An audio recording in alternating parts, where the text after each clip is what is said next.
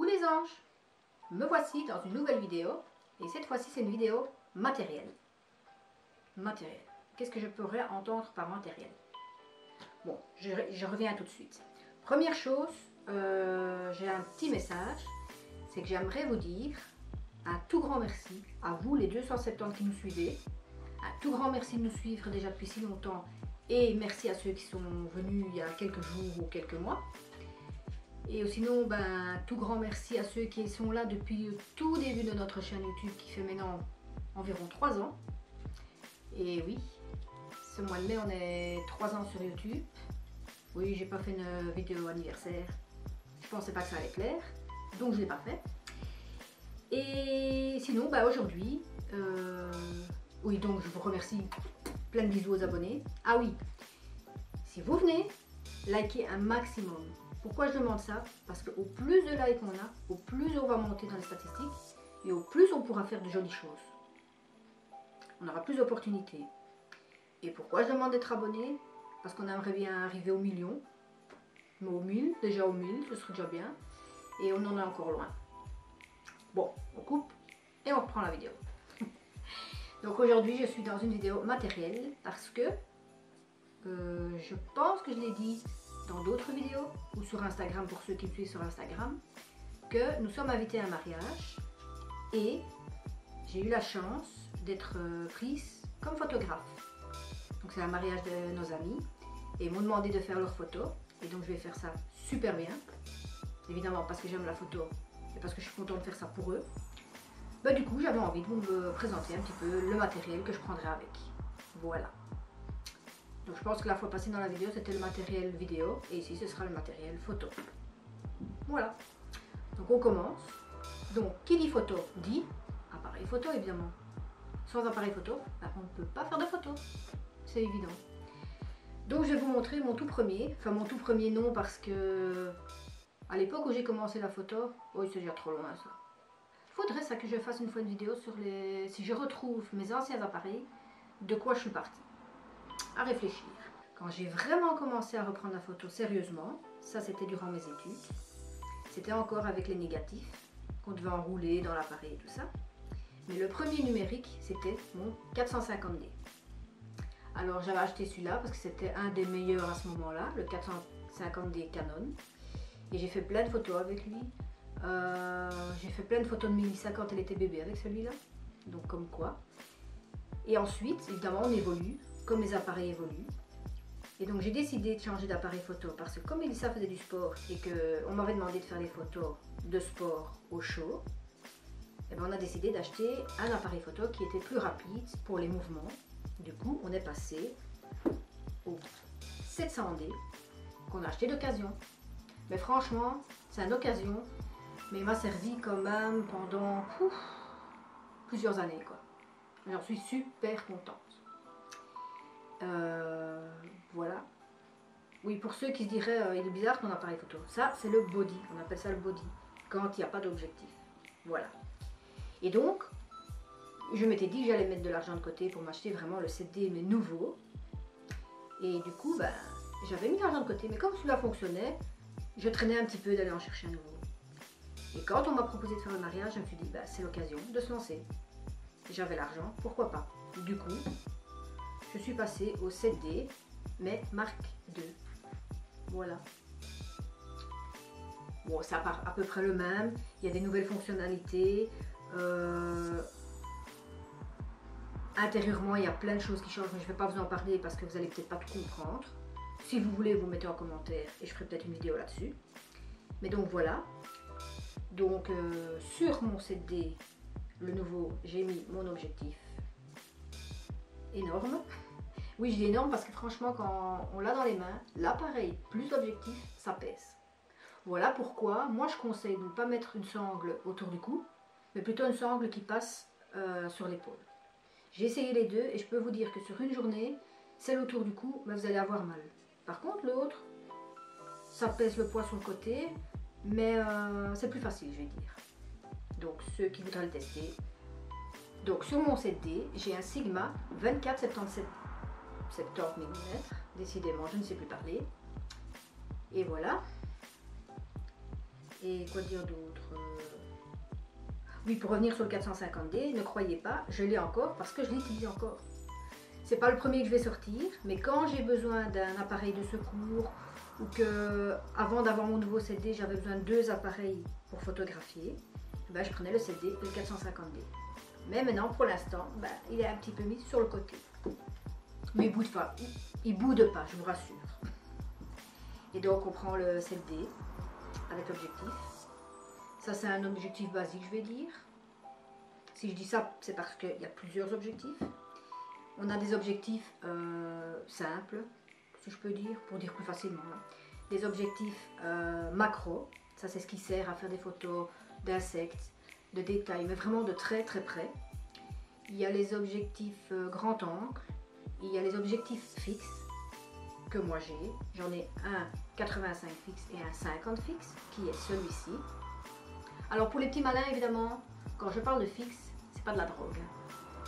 Quoique, la photo, ça pourrait être de la drogue, surtout quand on aime bien. Enfin bon, bref. Non, fixe, pourquoi? Parce qu'en fait, il n'y a pas de zoom. Je m'explique. Quand vous êtes à une place et que vous devez photographier un sujet, avec un fixe, c'est vous qui devez avancer ou reculer. Vous allez me dire, ben, quel est l'intérêt? Ben, l'intérêt, c'est que, étant donné qu'il n'y a pas de zoom, il est considéré comme lumineux.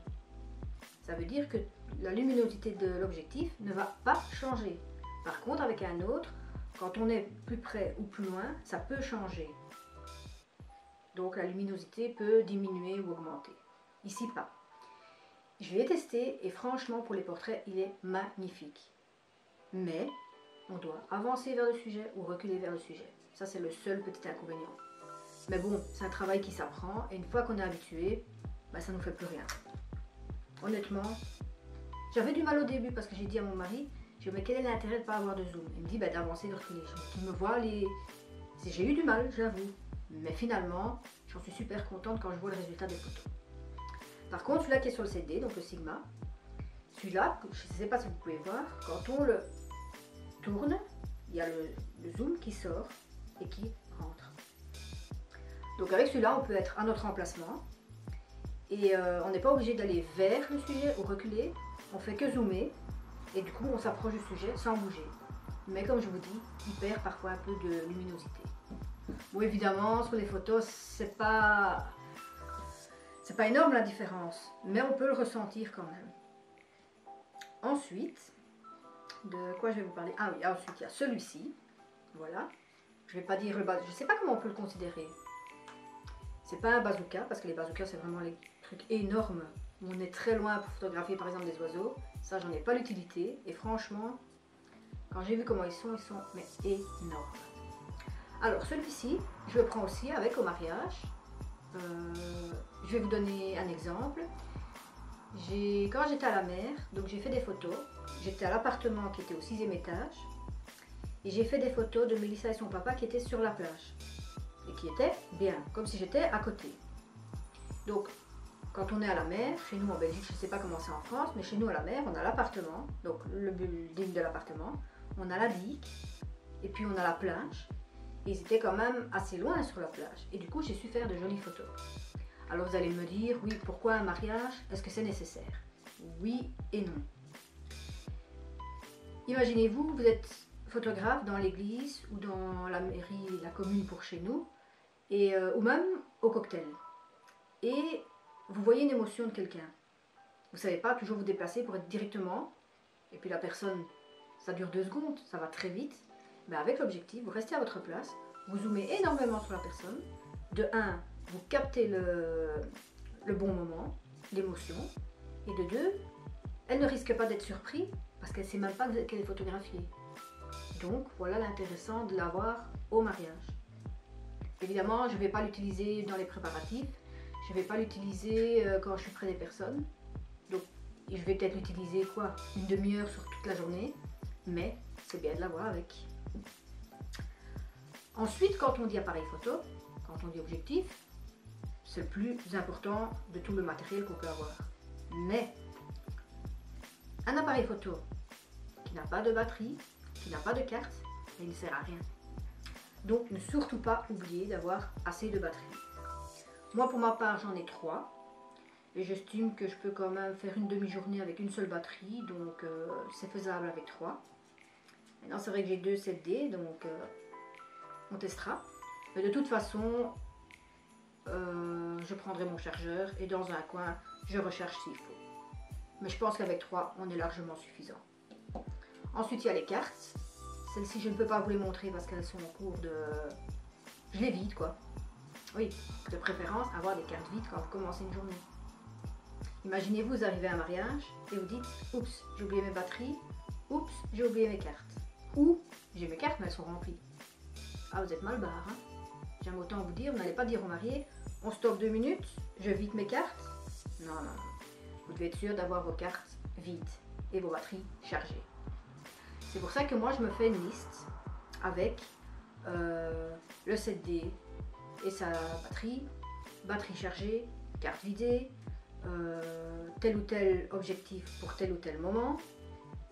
Et donc, je me fais toute une liste que je coche le jour avant. Et comme ça, je suis sûre que je n'oublie rien. Voilà. Ensuite, donc, j'ai parlé de l'appareil photo, j'ai parlé des objectifs, j'ai parlé des cartes et des batteries. Tout ça, en général, se passe à l'extérieur ou avec une luminosité quand même assez acceptable. Mais en soirée, les lumières changent. Il y a des lumières de couleur, c'est sombre. C'est une soirée dansante, ça fait style bal. Du coup, qu'est-ce qu'on fait? Et là, on essaye d'avoir ceci. Ce sont les flashs. Les flashs Cobra. Alors, pourquoi le flash Cobra? Ben voilà. Parce qu'il peut se mettre comme ceci. Il peut tourner comme cela. Bon, il y en a certains, je les vois venir. Hein. À quoi te sert de mettre de la lumière derrière s'il est comme ça sur ton appareil photo? Eh ben oui, ça sert. Pourquoi? Un exemple, quand vous êtes dans une pièce et que le plafond est blanc et pas trop haut, vous le mettez comme ceci. La lumière reflète sur le plafond, qui reflète sur la personne et donne une meilleure lumière sur la photo que si vous le mettez face au sujet. Donc oui, il y a un intérêt qu'on puisse le retourner. Et honnêtement, quand on prend les flashs qui sont sur les appareils photo, par chance, le 7D n'a pas ça, mais ceux qui en ont un, vous allez voir, tester, si vous faites une photo avec le flash, elle va être super blanche la photo, et c'est pas toujours beau, même pour la personne quoi. Donc, en plus de ça, moi j'ai pris donc les Yumno 560, parce que ceux-là sont permis, de travailler hors appareil photo. Ce qui est à dire, c'est qu'on peut l'utiliser même quand il n'est pas là sur l'appareil photo. On le met sur un trépied et il peut être mis sur les côtés, à l'avant, à l'arrière. Et c'est une technique pour les studios. Donc voilà pourquoi je l'avais acheté. Il peut me servir en studio, comme à l'extérieur, comme en déplacement. Et ouais, plein de choses à raconter évidemment. Alors encore un petit truc. En Belgique, on ne sait pas, est-ce qu'il va faire beau, est-ce qu'il va pleuvoir. Du coup, qui dit pluie, dit mouillé, on protège son matériel. Et pour ça, on vend des sacs en plastique. Bizarre, hein? En fait, on met l'appareil dedans. Voilà. L'objectif passe par ici. Et en tirant la ficelle, on coince donc le bout de l'objectif. Et on peut faire ses photos en ayant notre matériel protégé d'un plastique. Voilà. Alors encore un truc, c'est que pour les flashs, je ne sais vraiment pas s'il y a des batteries, il faudrait que je me renseigne, s'il y a des batteries style rechargeables comme les appareils photo. Je pense pas parce qu'on les vend sans. Du coup, il faut avoir ces piles AA. En avoir assez parce que un flash, ça bouffe énormément de piles. Du coup, ça par exemple, on peut se permettre de recharger sur place, là où on est. Parce que le flash, vous n'allez pas l'utiliser tout le temps. Donc quand les piles sont plates, on en met d'autres, on peut se permettre. Mais un chargeur et des piles de réserve. Voilà. Je crois que je vous ai tout dit. Ah oui, encore une chose. Un truc que je ne sais pas vous montrer, mais je vous montrerai en photo. Un truc important pour les portraits extérieurs et autres, c'est les réflecteurs. Ce sont des grands cercles blanc, noir, or et argent qui permet de donner un coup de lumière aussi au visage. Ça je prendrai avec aussi. Et mon trépied, on ne sait jamais. Voilà. Donc ça c'est tout le matériel que je prendrai au mariage. J'essaierai de faire des petits selfies sur Instagram, sur Mélisani Photo. Comme ça, vous pouvez voir la journée et comment j'utilise mon matériel pendant la journée. Et sinon, j'espère que cette vidéo vous aura plu. Donc n'oubliez pas de vous abonner, de liker. Et je vous fais plein de bisous. Et je vous dis à mercredi prochain. Bye!